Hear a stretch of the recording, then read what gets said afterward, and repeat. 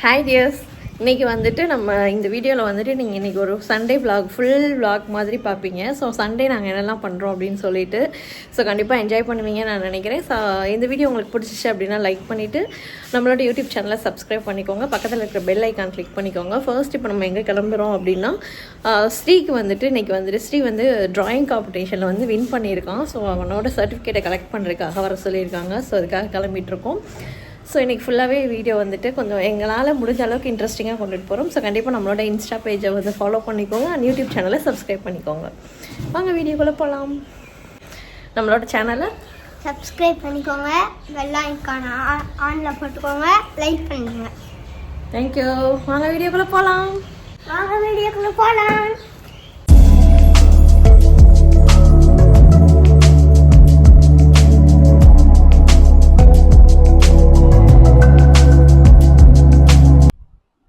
Sunday morning வந்துட்டு கிளைமேட்டே வந்துட்டு ஒரு மாதிரி ரெய்னியாக தான் இருந்தது. ஸோ வந்துட்டு ட்ரெஸ் எல்லாமே வந்துட்டு உள்ளேயே வந்து காய போட்டுடலாம் அப்படின்னு சொல்லிட்டு டக்குன்னு உள்ளே காய போட்டு கிளம்பியாச்சு. சண்டே வந்துட்டு எப்போவுமே என்னோடய ஹேரில் வந்துட்டு ஃபுல்லாகவே ஹேர் ஆயில் வச்சுருவேன். பட் வந்துட்டு இன்றைக்கி வந்துட்டு நம்ம வெளியில் போகிறோம் அப்படின்றனால நான் ஹேர் ஆயில் எதுவும் அப்ளை பண்ணல. நிறைய பேர் என்கிட்ட கேட்குற விஷயம் என்ன அப்படின்னு பார்த்தீங்கன்னா, அவங்களோட ஹேரை வந்துட்டு எப்படி மெயின்டெயின் பண்ணுறீங்க? 2 ப்ரெக்னன்சிக்கு அப்புறமும் நீங்கள் எப்படி மெயின்டெயின் பண்ணுறீங்க அப்படின்னு கேட்குறீங்க. ஸோ வந்துட்டு கரெக்டாக நம்ம ஆயில் மட்டுமே வந்துட்டு கரெக்டாக வச்சோம் அப்படின்னா, கண்டிப்பாக நம்மளோட ஹேரை வந்துட்டு நம்ம வந்து சேஃபாக வச்சுருக்க முடியும். ஸோ வந்துட்டு உங்களுக்கு வந்துட்டு சூப்பரான ஹேர் ஆயில், அதாவது உங்கள் ஹேரை வந்துட்டு க்ரோத் பண்ணுற மாதிரி ஹேர் ஆயில் வேணும் அப்படின்னு நினச்சிங்கன்னா, ஸ்க்ரீனில் தெரியிற நம்பரை காண்டாக்ட் பண்ணுங்கள். ஸோ வந்துட்டு ப்ரெக்னென்சிக்கு அப்புறமும் நம்ம வந்துட்டு ஹேரை மெயின்டெயின் பண்ணுறது அப்படின்றது ரொம்ப இம்பார்ட்டன்ட். ஸோ உங்களுக்கு வேணும் அப்படின்னா கண்டிப்பாக காண்டாக்ட் பண்ணுங்கள். மார்னிங் பிரேக்ஃபாஸ்ட்டுக்கு வந்துட்டு ரெடிமேட் சப்பாத்தி, நேற்று வச்ச எக் கிரேவி இருந்தது. ஸோ அதை வச்சு இன்றைக்கி மார்னிங் பிரேக்ஃபாஸ்ட் கம்ப்ளீட் பண்ணிடலான்னு சொல்லிட்டு டக்குன்னு ஒன்று ஒன்றா நம்ம எடுத்து போட்டோம். இன்றைக்கி வந்து கிளைமேட்டே ஒரு மாதிரி இருந்ததுனால நம்ம எந்திரிச்சதே கொஞ்சம் லேட்டாக தான் எந்திரிச்சோம். ஸோ அதனால் வந்துட்டு கொஞ்சம் சீக்கிரமாக ஒர்க்கு முடிக்கலாம்னு சொல்லிட்டு ரெடிமேட் சப்பாத்தி வாங்கியாச்சு. தம்பிங்களும் சாப்பிட்டுட்டாங்க. கோபி சாப்பிடும்போதே நானுமே வந்துட்டு சாப்பிட்டு முடிச்சுட்டு ஒரு வழியா நாங்க வந்துட்டு கிளம்பிட்டோம். நிரஞ்சனுக்கு வந்துட்டு கிளம்பும்போதே செம்ம காண்டு. என்ன அப்படின்னா, அண்ணன் மட்டும் சர்டிஃபிகேட் வாங்குறான், ஸ்ரீ மட்டும் சர்டிஃபிகேட் வாங்குறான் அப்படின்னு சொல்லிட்டே இருந்தான். ஸோ எனக்கு சர்டிஃபிகேட் வேணும், நான் வாங்கணும் அப்படின்னு சொல்லிட்டு இருந்தான். ஸோ நெக்ஸ்ட் டைம் நீயும் ஏதாவது காம்படிஷன்ல வின் பண்ணு அப்படின்னு சொல்லிட்டு கிளம்பிட்டோம். போகும்போதே கொஞ்சம் மழை வர்ற மாரி தான் இருந்தது. கொஞ்சம் பயமா தான் இருந்தது. ஏன்னா சர்டிஃபிகேட் வாங்க போறோம். அண்ட் மழையில நனைஞ்சிட்டோம் அப்டின்னா எல்லாமே நனைஞ்சிருமே அப்டின்னு சொல்லிட்டு கொஞ்சம் பயந்துட்டே தான் போனோம். இந்த சர்டிஃபிகேட் எங்க குடுத்தாங்க அப்டின்னு பார்த்தீங்கன்னா, தனிஷ் ஜுவல்லரியிலருந்து ஒரு காம்படிஷன் ஸ்கூல்ல நடத்தியிருந்தாங்க. ஸோ அதுலேருந்து தான் குடுத்துருந்தாங்க. ஸோ அந்த லொக்கேஷனுக்கு போயிட்டு நம்ம டீட்டெயில்ஸ் எல்லாமே குடுத்துட்டு, நம்ம வந்துட்டு அப்டியே கொஞ்சம் டைமண்ட் கலெக்ஷன்ஸ் எல்லாமே பார்க்கலாம் அப்டின்னு சொல்லியிருந்தோம். ஏன்னா ஆல்ரெடி வந்துட்டு கோல்ட்லலாம் நம்ம இன்வெஸ்ட் பண்ணியிருப்போம். ஸோ கொஞ்சம் டிஃப்ரெண்ட்டா நம்ம கொஞ்சம் டைமண்ட்ல இன்வெஸ்ட் பண்ணலாமே அப்படின்னு சொல்லிட்டு, கொஞ்சம் டைமண்ட் கலெக்ஷன்ஸ் எல்லாமே பார்த்தோம். பட் வந்துட்டு பெருசா எனக்கு ஒண்ணும் கலெக்ஷன்ஸ் வந்துட்டு எப்படி சொல்றதுன்னா, ட்ரெண்டியா இருக்கு. நான் இல்லன்னு சொல்லல. பட் எனக்கு பிடிச்ச மாதிரி, எனக்கு ஏத்த மாதிரி இல்ல. கொஞ்சம் இன்னும் கொஞ்சம் ட்ரெண்டியா வேணும்னு எதிர்பார்த்தோம். இது வந்து நியூ ஷாப் அப்படின்றனால இன்னுமே நெறைய கலெக்ஷன்ஸ் வருது மேம் அப்படின்னு சொல்லியிருந்தாங்க. ஸோ இப்போ இதில வந்துட்டு நாங்க வந்துட்டு நெக் பீஸ் பார்த்தோம். எனக்கு நெறைய ஸ்டோன் வைக்கிற மாதிரி அந்த இதெல்லாம் போடுறது பிடிக்காது. ஸோ அதனால ரொம்ப சிம்பிளா பார்க்கலான்னு சொல்லிட்டு நம்ம குட்டி குட்டி செயின்ஸ் அந்த மாரி பார்த்தோம். அப்போ வந்துட்டு ஒரு ஜும்கா எடுத்து காமிச்சாங்க. ரொம்பவே பியூட்டிஃபுல்லா இருந்தது. ஸோ வந்துட்டு அது காஸ்ட் வைஸ் எல்லாமே டீட்டெயில் செக் பண்ணிட்டு, நாங்க வந்துட்டு டைமண்ட் பர்ச்சேஸ் பண்ணோமா? இல்லையா? அப்படின்றது கண்டிப்பா இந்த வீடியோல என்னால சொல்ல முடியாது. ஸோ அதுக்கான டைம் வரும்போது நாங்க கண்டிப்பா அப்டேட் பண்றோம். ஸோ இந்த நெக்லஸ் அண்ட் வந்துட்டு இது 2மே ரொம்பவே கன்ஃப்யூசனா இருந்தது. என்ன எடுக்கலாம் அப்படின்னு சொல்லிட்டு. ஸோ பட் எனக்கு வந்துட்டு இந்த செயின் இன்விசிபிள் செயின்ல வந்துட்டு இன்ஃபினிட்டி இருந்தது வந்து எனக்கு ரொம்பவே ஒரு மாரி சென்டிமெண்டலா ரொம்ப பிடிச்சிடுச்சு. ஸோ அதனால வந்துட்டு அதுவுமே எல்லாமே வியர் பண்ணி பார்த்தோம். அண்ட் ஸ்டெட் கலெக்ஷனுமே பார்த்தோம். ரெகுலர் யூஸ் பண்ற மாதிரி குட்டி குட்டி கலெக்ஷன்ஸ் ரொம்பவே பியூட்டிஃபுல்லா வச்சிருந்தாங்க. ஸோ வந்துட்டு அதுவுமே செக் பண்ணி பார்த்துட்டு, ப்ரைஸ் வைஸ் எல்லாமே வந்துட்டு கால்குலேட் பண்ணி பார்த்தோம். கொஞ்சம் டைம் எடுத்து அங்கேயே ஷாப்லேயே நம்ம வந்துட்டு டிஸ்கஸ் பண்ணிட்டு, நெறைய விஷயங்கள் அவங்க கிட்ட டைமண்ட்ஸ் பத்தின டீட்டெயில்ஸ் நெறைய கலெக்ட் பண்ணேன். இன்னைக்கு எனக்கு வந்துட்டு இந்த இடத்துக்கு போகும்போது, நம்ம வந்துட்டு ஜுவல்ஸ்ல இன்வெஸ்ட் பண்ணும்போது, டைமண்ட்ல இன்வெஸ்ட் பண்ணா என்ன பெனிஃபிட் இருக்கு? அண்ட் வந்துட்டு என்ன டிஸ்அட்வான்டேஜஸ் இருக்கு? அப்படின்றது எல்லாமே ஓரளவுக்கு எனக்கு கொஞ்சம் தெரிஞ்சுது. ஸோ முடிஞ்ச வரைக்கும் எல்லாருமே நான் சொல்றது என்ன அப்படின்னா, உங்களோட சேவிங்ஸ வந்துட்டு நீங்க சேவிங்ஸா வச்சிருக்காதீங்க. ஏதாவது ஒரு பொருள்ல வந்துட்டு இன்வெஸ்ட் பண்ணிடுங்க. அதாவது லேண்டோ, ஜுவல்ஸோ இந்த மாதிரி ஏதாவது யூஸ்ஃபுல்லான விஷயங்களுக்கு உங்களோட சேவிங்ஸ வந்துட்டு இன்வெஸ்ட் பண்ணிருங்க. அம் ஏன் அப்டின்னா, நம்ம கையில வச்சிருக்கும்போது அதோட வேல்யூ வந்துட்டு அப்படியே தான் இருக்கும். அண்ட் வந்துட்டு அது மட்டும் இல்லாம, நம்ம டக்குன்னு எப்ப வேணா அத வந்துட்டு செலவு பண்றதுக்கு சான்சஸ் இருக்கு. ஸோ வந்துட்டு ஜுவல்ஸ்லயோ, இல்ல லேண்ட்லயோ நீங்க போட்டீங்க அப்டின்னா, கண்டிப்பா உங்களோட அமௌண்ட் வந்துட்டு டபுள் ஆகுறதுக்கு நெறையவே சான்சஸ் இருக்கு. ஸோ முடிஞ்ச வரைக்கும் உங்களோட சேவிங்ஸ வந்து முடிஞ்ச அளவுக்கு கோல்ட்லயோ, இல்ல உங்க பெரிய அமௌண்ட்டா இருந்ததுன்னா லேண்ட்லயோ நீங்க வந்துட்டு இன்வெஸ்ட் பண்ணுங்க. ஸோ எனக்கு வந்துட்டு இந்த குட்டி செயின் வந்துட்டு ரொம்பவே பிடிச்சிருந்தது. நெறைய பேர் நெனைக்கலாம், "உங்களுக்கு என்னப்பா சம்பாதிக்கிறீங்க, நீங்க வாங்கலாம்" அப்படின்னு சொல்லிட்டு. அவங்க எல்லாருக்குமே நான் சொல்றது என்ன அப்படின்னா, அவங்கவங்க கஷ்டம் அவங்கவங்களுக்கு தான் தெரியும். இன்னைக்கு இந்த அளவுக்கு வளர்ந்துருக்கோம் அப்படின்னா, எங்களுக்கு தான் தெரியும் இதில எவ்வளோ கஷ்டங்கள் இருந்தது. எங்க ஃபேமிலியா நாங்க எவ்வளோ ஸ்ட்ரகிள்ஸ் தாண்டி வந்திருக்கோம். இவ்வளோ விஷயங்கள் சமாளிச்சிருக்கோம் அப்படின்றது எங்களுக்கு தான் தெரியும். ஸோ வந்து பேசுறவங்க பேசிட்டே தான் இருப்பாங்க. அத பத்தி நீங்க கவல பண்ணாம, உங்களோட ஃபோக்கஸ்ல நீங்க வந்துட்டு நோக்கி போயிட்டே இருங்க.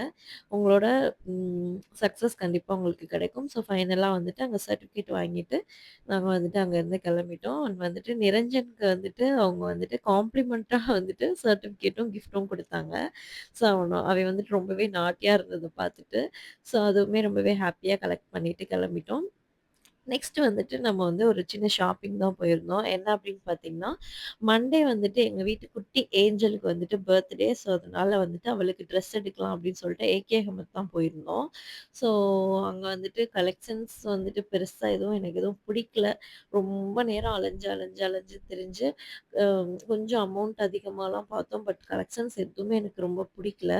அ எல்லாமே வந்துட்டு கொஞ்சம் ஆல்ரெடி ட்ரெண்டான கலெக்ஷன்ஸா தான் இருந்தது. நியூ கலெக்ஷன்ஸ் எதுவும் எனக்கு பெருசா தெரியல.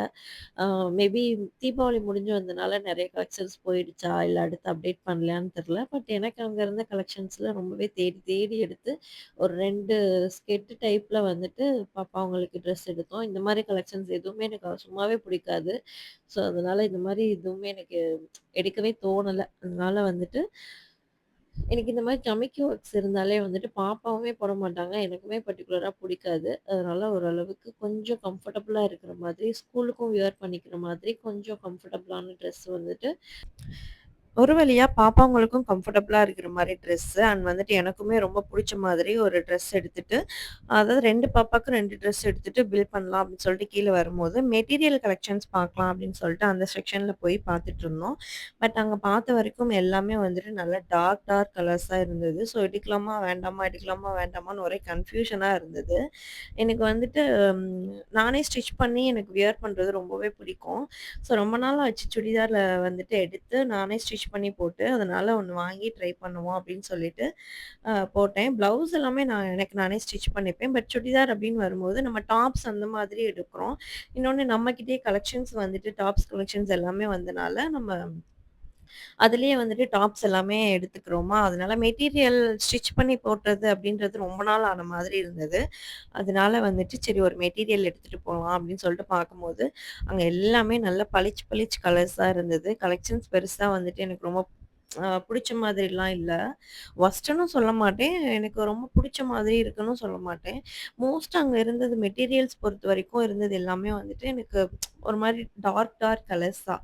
எல்லோ இந்த இப்ப நான் எடுக்கிற மாதிரியான கிரீன் கலர்ஸ் அந்த மாரி டார்க் டார்க் கலர்ஸா இருந்தது. லைட் கலர்ஸ் வந்துட்டு ரொம்பவே கம்மியா தான் இருந்தது. அதனால ஃபர்ஸ்ட்டே ஒரு பிங்க் ஒண்ணு எடுத்து வச்சிருந்தேன். ஸோ அதுவே எடுத்துடலாமா? வேண்டாமா? அப்படின்னு சொல்லிட்டு ஒரே கன்ஃப்யூஷனா இருந்தது. நடுவுல வேற எங்களுக்கு ரொம்ப பசிக்க ஆரம்பிச்சுருச்சு. 1:30க்கு மேல ஆனனால ரொம்ப பசிக்க ஆரம்பிச்சுருச்சு. சரி ஓகே அப்படின்னு சொல்லிட்டு 2 கலர் காமிச்சேன். ரெட் கலர் ட்ரை பண்ணலாமா? அப்படின்னு சொல்லிட்டு பார்த்தேன். பட் எனக்கு பிடிக்கல. கோபியும் வந்துட்டு இந்த பிங்க்கே ரொம்ப நல்லாயிருக்கு அப்படின்னு சொன்னனால, ஃபைனலா அந்த பிங்க்கே பில் போடுறதுக்கு எடுத்துட்டோம். ஸோ பிங்க் வந்துட்டு mustard yellow with pink. So எனக்கு ரொம்ப புடிச்சிருந்தது. சரி ஓகே இதுவே வச்சுக்கலான்னு சொல்லிட்டு கிளம்பிட்டோம் பில் போட்டுட்டு. வெளிய வந்தா பெரிய மழை பெஞ்சிருக்கும் போல. ரோடு ஃபுல்லா செம்ம தண்ணியா இருந்தது. ஸோ நல்ல வேளைடா தப்பிச்சோம் மழையிலருந்து அப்படின்னு சொல்லிட்டு, வெளியில வந்து பார்த்தா செம்ம மழை. அப்படியே தாண்டி போயாச்சு, கிளம்பியாச்சு. ஸோ அந்த ஏகே அகமத்தெல்லாம் தாண்டி வரும்போது தான் தண்ணி ரொம்ப இருந்தது. அத தாண்டி ஒரு வழியா அத கடந்து வந்த மாதிரி தாண்டி வந்துட்டோம். அப்படியே புது மண்டபம் வழியா நாங்க வந்துட்டு வீட்டுக்கு கிளம்பியாச்சு. இன்னொன்னு என்ன அப்படின்னு பார்த்தீங்கன்னா, இதுக்கப்புறம் தான் பெரிய தண்ணி இதுலயே மாட்டிக்கிட்டோம் அப்படின்னு சொல்லலாம். பட் அதுலயுமே ஒரு வழியா தாண்டி வந்துட்டோம். இப்போ வந்துட்டு கரெக்ட்டா வந்துட்டு புது மண்டபம் வந்துட்டு கிராஸ் பண்ண போறோம். ஸோ போற வழியிலே ஏதாவது சாப்பிட்றலாமா அப்படின்னு யோசிச்சோம். பட் வந்துட்டு இன்னைக்கு சண்டே எங்களுக்கு வந்து சண்டே வந்துட்டு எப்பவுமே வந்துட்டு வீட்ல வந்து சமைச்சு ஏதாவது சாப்பிடணும் அப்படின்ற மாதிரி தான் இருக்கும். அதனால லேட் ஆனாலும் பரவால்ல வீட்டுக்கு போயிடலாம் அப்படின்னு சொல்லிட்டு கிளம்பியாச்சு.